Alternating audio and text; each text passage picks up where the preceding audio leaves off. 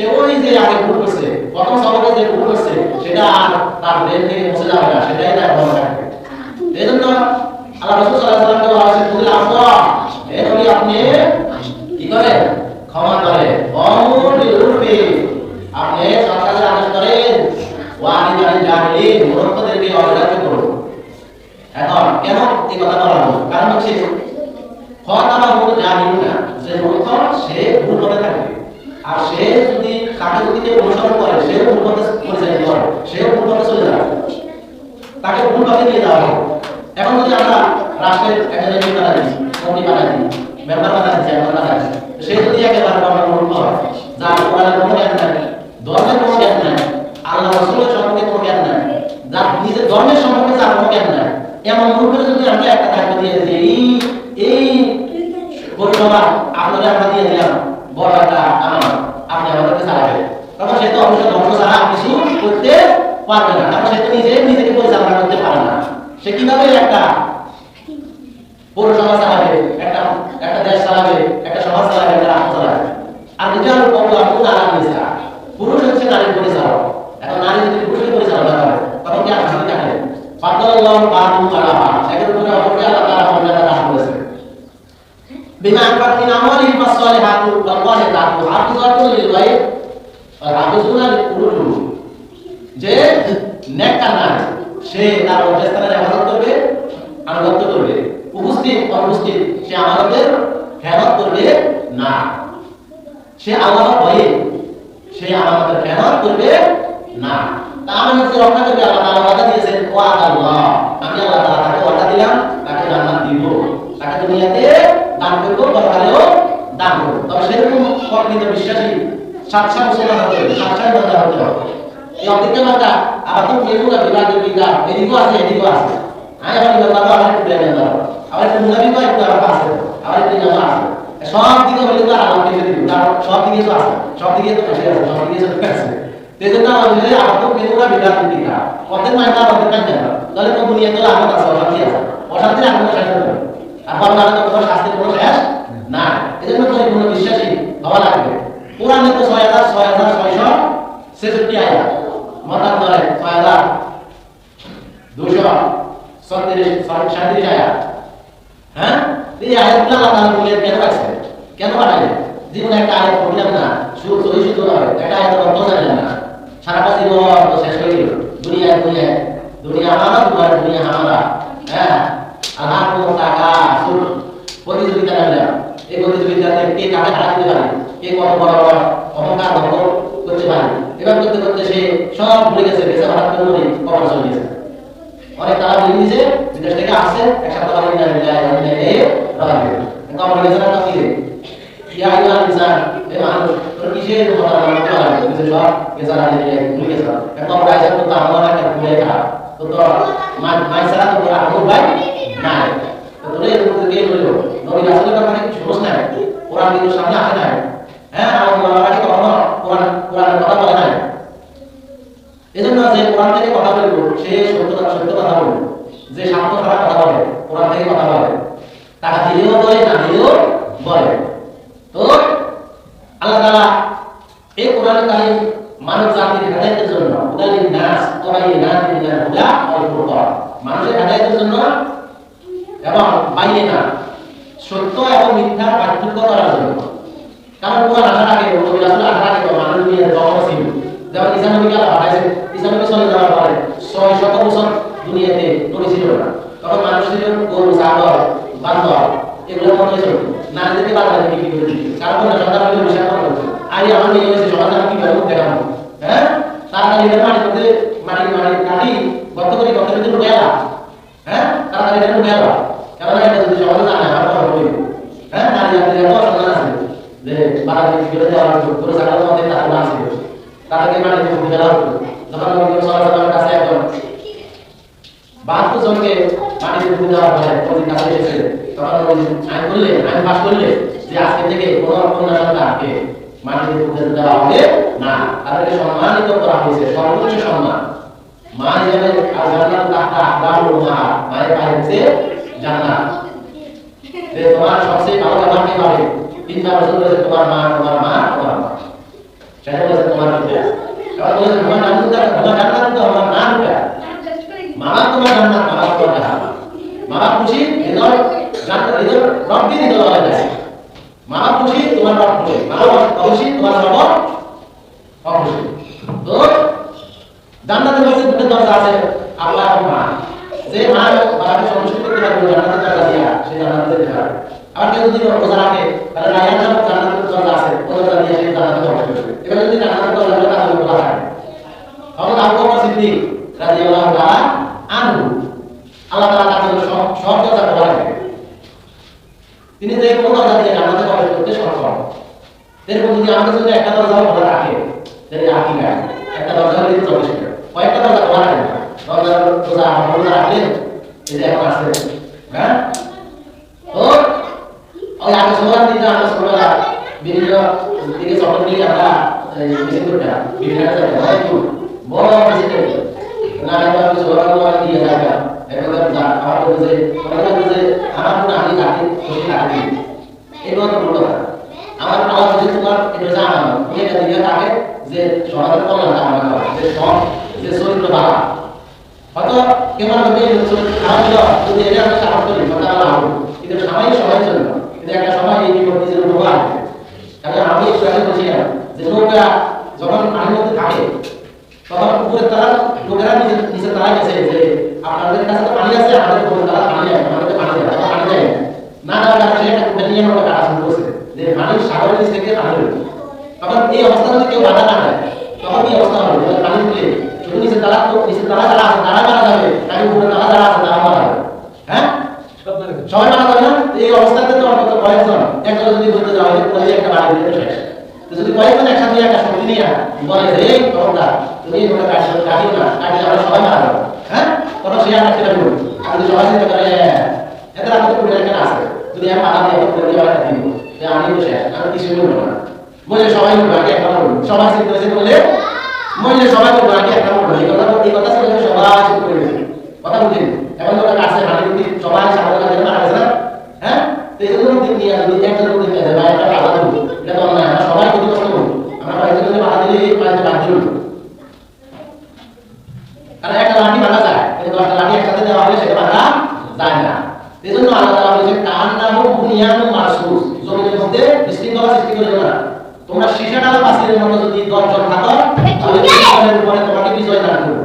যদি সীসাডালা পাঁচিলের মতো ইমানদার 20 জন থাকো তাহলে 40 জনের উপরে তোমাদেরকে বিজয় দান করব। যদি সীসাডালা পাঁচিলের মতো শক্তিশালী ইমানদার 7 ইমানদার যদি 100 জন থাকো তাহলে তোমাদেরকে 200 জনের মোকাবিলায় তোমাদেরকে বিজয় দান করব।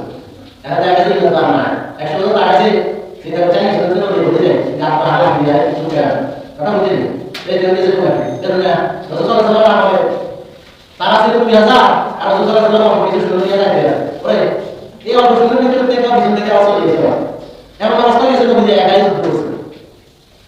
তখন তো কোরআন আয়াত নাযিল হয়েছে যে ড্রেস টাইট করে কোরআন নিয়ে আসলো ইন্না মুনাফিকিনা ফি দাখিল আসফালিন না, হ্যাঁ মুনাফিকরা জাহান্নামে একবার বড় শাস্তি শাস্তি দেওয়া হবে, কাফেরদের সাথে তারা শাস্তি দিতে হবে।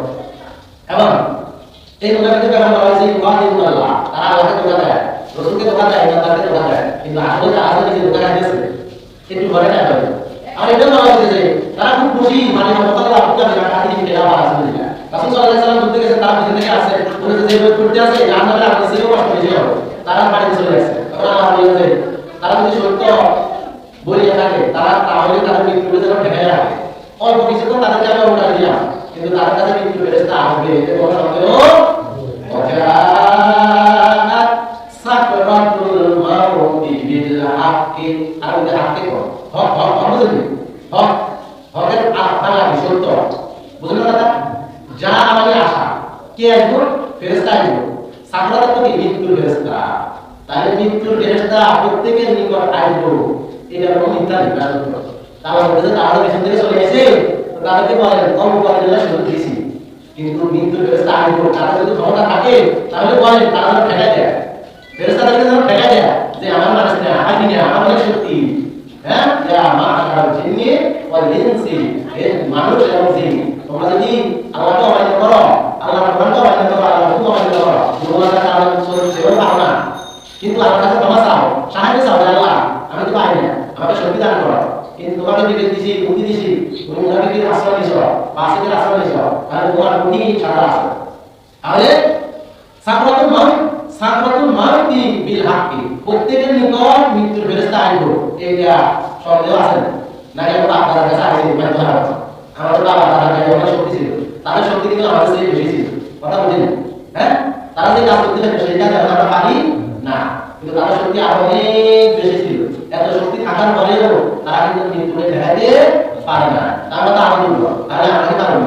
হ্যাঁ, আল্লাহ বলছে যালিকা মা কুনতা মিনহু তাহিদ, হে মানুষ তুমি যে জিনিস থেকে পালাইতে চাইতে সেই জিনিস তোমাকে ধরবে, খুব দ্রুত তোমাকে ধরবে। আইনা তাকুনু ইউদরিকুম মাউত ওয়া লা কুনতুম ফি বুরুজিন মুশাইয়া, তোমার সাথে মোলাকাত করব কে? ইউদরিকুম মাউত, মৃত্যু তোমার সাথে কি করব? মোলাকাত করব।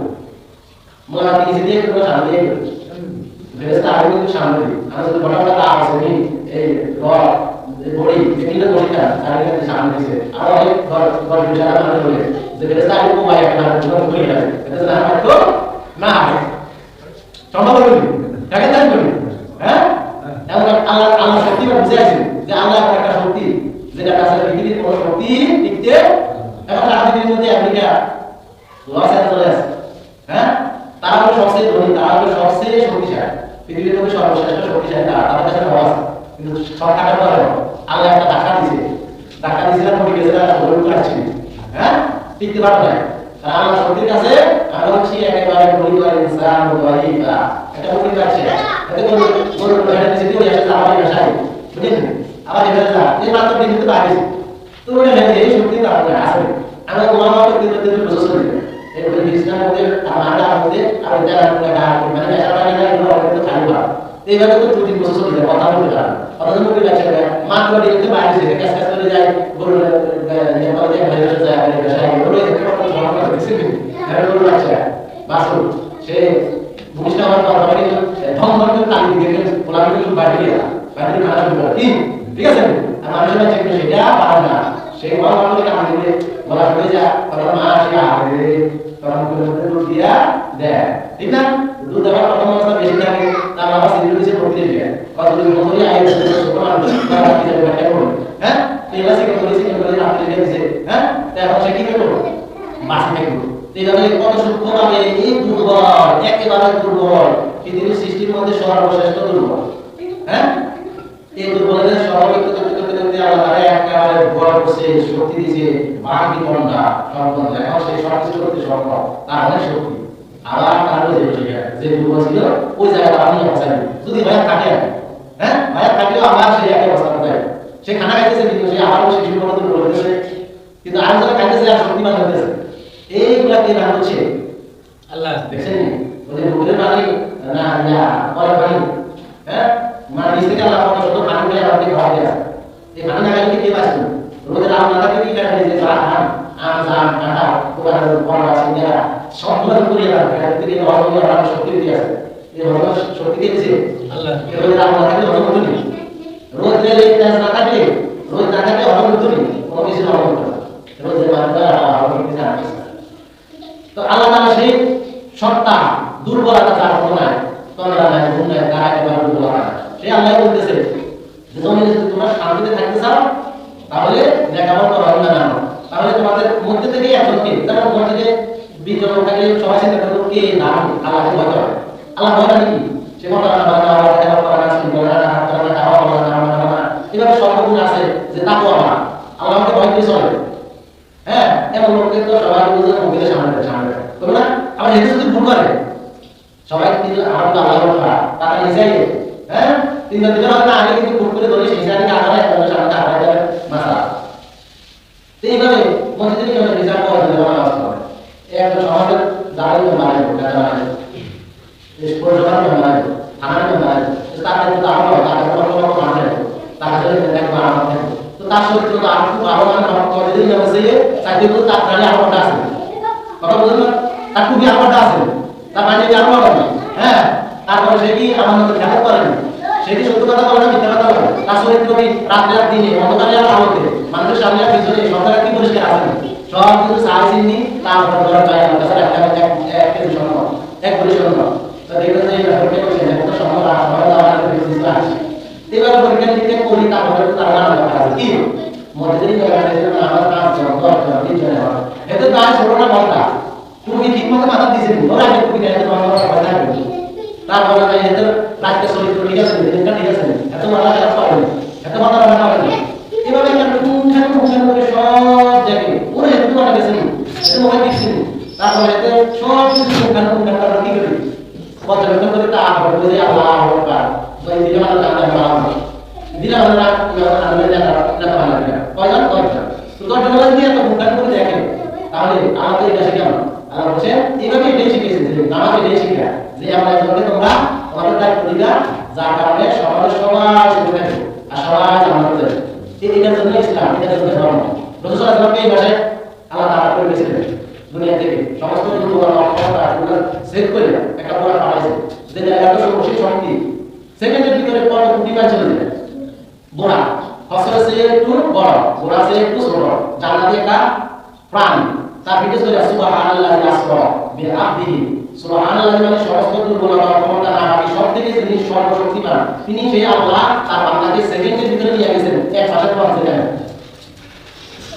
তাকে নিয়ে গেছেন বাইতুল আকসাতে মসজিদুল হারাম থেকে বাইতুল আকসাতে গেছে অল্প সামনে সবাই সেখানে নামাজ পড়ে আসমান সবগুলো তিনি পর্যবেক্ষণ করলেন সেখানে মক্কা পর্যন্ত গেলেন সেখানে গিয়ে দেখেছে যে ডেভেলপমেন্টটা নিজে সুবিধা আছে হয়ে গেছে বুঝছেন সেখানে অনেক রকম প্রজাতির প্রাণী আছে অনেক নিদর্শন দেখা যায় সেখানে গিয়ে আপনি ডেভেলপমেন্ট করতেছেন ইয়া মোহাম্মদ আমি কিন্তু আরো দিকে যেতে পারবো না আমি যদি উপরে সারিয়ে যাবো উপরের দিকে আল্লাহ আপনাকে সাহায্য করে নিয়ে যাবে অনেক কথা হয়েছে সরাসরি ডেভেলপমেন্টটা দেখা যায় আর আশা নিয়ে গিয়ে কর্মশ করে আশা আগে সেট করে 70,000 টাকা সেট করে সেখানে গিয়া 27 বছর নবীকে সেখানে রাখবে অথচ নিয়ে গেছে আগে একটা বছর কিন্তু এখানে 60 বছর হয়ে গেছে আল্লাহ পারবি না বলেন আপনি দুই গেছেন একটা সূরা আছে সূরাটা কাহাফ সেটার মধ্যে আছে যে 309 বছর ঘুমিয়ে আছে জাগ্রত হয়ে গেছে কি আমরা দেখুন কত বছর ঘুমিয়ে আছে বাসায় 6 দিন